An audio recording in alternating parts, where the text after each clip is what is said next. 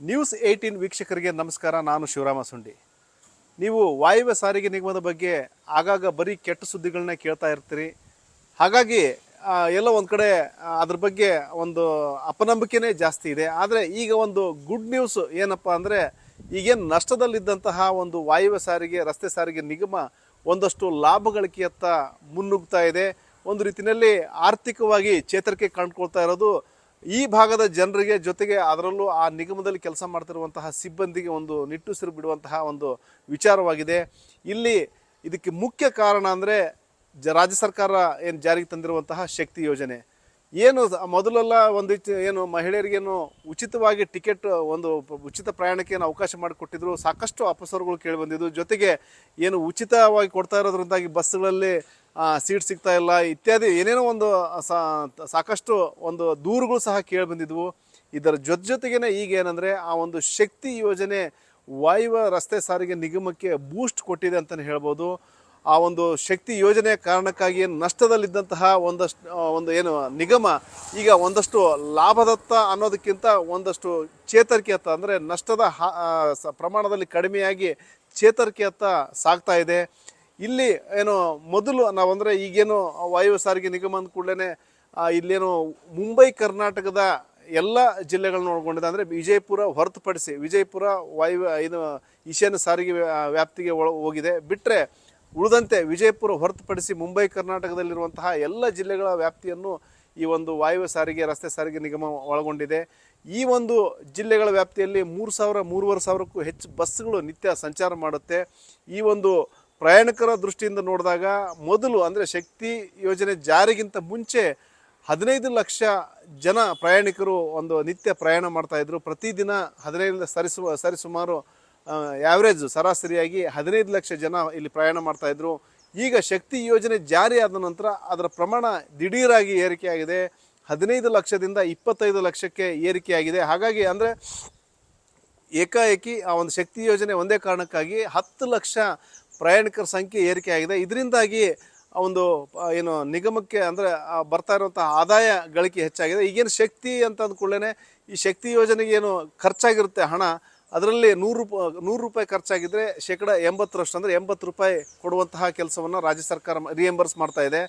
ಅಂದರೆ ಹೆಚ್ಚು ಕಡಿಮೆ ಈಗೇನು ನಾವು 20% ಕೋತಾ ಅನಿಸಿದರೂ ಸಹ ಹಿಂದೆ ಕಂಪೇರ್ ಮಾಡಿದಾಗ ಅದೇ ಬಸ್ನಲ್ಲಿ ಅಷ್ಟೇ ಪ್ರಯಾಣಿಕರು ಸಂಚಾರ ಮಾಡ್ತಾಯಿದ್ರು.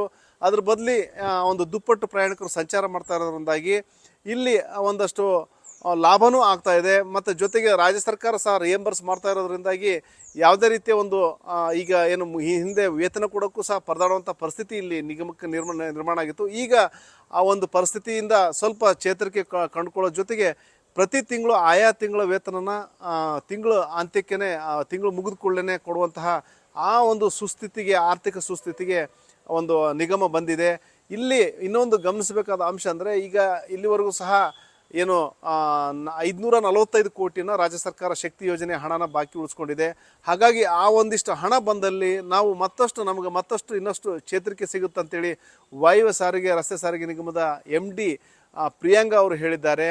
ಇಲ್ಲಿ ಏನು ಈ ಭಾಗದ ವ್ಯಾಪ್ತಿನಲ್ಲಿ ಈಗ ನಾವು ಸಾರಿಗೆ ನಿಗಮಗಳಂತೇಳಿ ಪರಿಗಣನೆ ತೆಗೆದುಕೊಂಡಾಗ ಅತಿ ಹೆಚ್ಚು ನಷ್ಟದಲ್ಲಿರುವಂತಹ ನಿಗಮ ಅಂದರೆ ವಾಯುವ್ಯ ರಸ್ತೆ ಸಾರಿಗೆ ನಿಗಮ.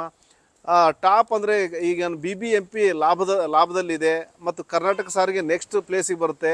ಅದರ ನಂತರ ಈಶಾನ್ಯ ಸಾರಿಗೆ ನಿಗಮ ಆ ಕಡೆ ಒಂದು ಲಾಭದಲ್ಲಿ ಅಷ್ಟು ಚೇತರಿಕೆ ಇಲ್ಲ ಅಂದರೂ ಸಹ ತೀರಾ ನಷ್ಟದ ಕೂಪದಲ್ಲಿ ಇಲ್ಲ. ಆದರೆ ಅತಿ ಹೆಚ್ಚು ನಷ್ಟ ಅನುಭವಿಸ್ತಾ ಇರೋದು ವಾಯುವ್ಯ ರಸ್ತೆ ಸಾರಿಗೆ ನಿಗಮ. ಹಾಗಾಗಿ ಇದನ್ನು ವಾಯುವ್ಯ ಮತ್ತು ಈಶಾನ್ಯ ರಸ್ತೆ ಸಾರಿಗೆ ನಿಗಮನ ಮರ್ಜ್ ಮಾಡಬೇಕು, ಇಲ್ಲ ಎಲ್ಲ ನಿಗಮಗಳನ್ನು ಒಂದು ಮಾಡಬೇಕು ಅನ್ನೋ ಒಂದು ಚರ್ಚೆ ಸಹ ಶುರುವಾಗಿದೆ. ಈ ಚರ್ಚೆಯ ನಡುವೆನೇ ಈಗೇನು ಶಕ್ತಿ ಯೋಜನೆ ಜಾರಿಯಾದ ನಂತರ ವಾಯುವ್ಯ ರಸ್ತೆ ಸಾರಿಗೆ ನಿಗಮ ಚೇತರಿಕೆಯತ್ತ ದಾಪುಗಾಲಿಡ್ತಾ ಇದೆ. ಮತ್ತು ಇನ್ನು ಇದೇ ಥರ ಒಂದಷ್ಟು ಲಾಭದ ಗಳಿಕೆ ಹೆಚ್ಚಾದಲ್ಲಿ ಖಂಡಿತ ಮುಂದಿನ ದಿನಗಳಲ್ಲಿ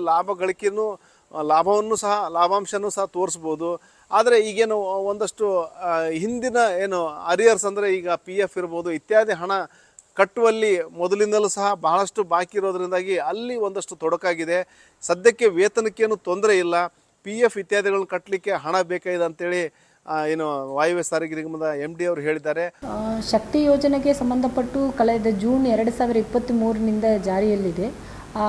ಅದರಿಂದ ನಮಗೆ ಸರ್ಕಾರಕ್ಕೂ ರಸ್ತೆ ಸಾರಿಗೆ ಬೇಕು ಇರುವ ಒಪ್ಪಂದ ಏನಂದರೆ, ನಾವು ತಿಂಗಳಿಗೆ ಎಷ್ಟು ಟಿಕೆಟ್ ಕೊಟ್ಟಿದ್ದೀವೋ ಅದನ್ನು ಕ್ಲೈಮ್ ಆಗಿ ಸರ್ಕಾರಕ್ಕೆ ಕಳಿಸ್ತೀವಿ, ಅದರಿಂದ ನಮಗೆ ಅಮೌಂಟ್ ಬಿಡುಗಡೆ ಆಗುತ್ತೆ. ಸೊ ಈಗ ಸದ್ಯಕ್ಕೆ 80% ಅಷ್ಟು ನಮಗೆ ಕೊಡ್ತಾ ಇದ್ದಾರೆ ಸರ್ಕಾರದಿಂದ.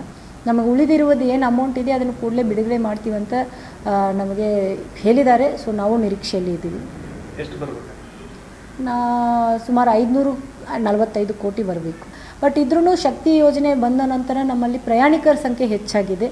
ಸೊ ಸುಮಾರು 15 ಲಕ್ಷ 16 ಲಕ್ಷ ಏನು ಪ್ರಯಾಣ ಮಾಡ್ತಾಯಿದ್ರು, ಈಗ ನಮ್ಮಲ್ಲಿ 25 ಲಕ್ಷ ಜನ ಪ್ರಯಾಣ ಮಾಡ್ತಾಯಿದ್ದಾರೆ. ಅದಕ್ಕೆ ತಕ್ಕಂತೆ ಸೇವೆ ಕೊಡೋಕ್ಕೆ ಪ್ರಯತ್ನ ಮಾಡ್ತಾ ಇದ್ದೀವಿ. ಅದರಿಂದಾಗಿ ನಮಗೇನು ಟಿಕೆಟ್ ಕ್ಲೈಮ್ ಬರ್ತಾ ಇದೆ, ನಮ್ಗೆ ಇನ್ನೂ ಕೂಡ ನಮ್ಮ PF ಲಯಬಿಲಿಟಿ ಎಲ್ಲ ಇದೆ. ಬಟ್ ನಾವು ಈಗ ಸಂಬಳ ಎಲ್ಲ ಕರೆಕ್ಟ್ ಟೈಮ್ ಕೊಡ್ತಾ ಇದ್ದೀವಿ ಜನರಿಗೆ, ನಮ್ಮ ಸಿಬ್ಬಂದಿಗಳಿಗೆ.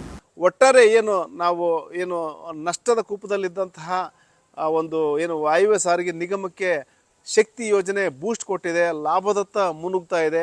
ಮುಂದಿನ ದಿನಗಳಲ್ಲಿ ಇದೇ ರೀತಿ ಸರ್ಕಾರ ಸರಿಯಾದ ರೀತಿಯಲ್ಲಿ ರಿಯಂಬರ್ಸ್ ಮಾಡ್ಕೊಂಡು ಹೋದಲ್ಲಿ ಖಂಡಿತವಾಗಿಯೂ ಒಂದಷ್ಟು ಚೇತರಿಕೆ ಕಂಡುಕೊಳ್ಳೋ ಜೊತೆಗೆ ಲಾಭಾಂಶದ ಪ್ರಮಾಣವನ್ನು ಹೆಚ್ಚಿಸಿಕೊಳ್ಳಲಿಕ್ಕೆ ಪ್ರಯತ್ನ ಮಾಡ್ತಾ ಇದೆ. ಒಟ್ಟಾರೆ ಒಂದು ಶಕ್ತಿ ಯೋಜನೆ ಈ ಒಂದು ನಿಗಮಕ್ಕೆ ಬೂಸ್ಟ್ ಕೊಟ್ಟಿದೆ ಅಂತ ಹೇಳ್ಬೋದು. ಶಿವರಾಮ ಮಸಂಡಿ, ನ್ಯೂಸ್ 18 ಹುಬ್ಬಳ್ಳಿ.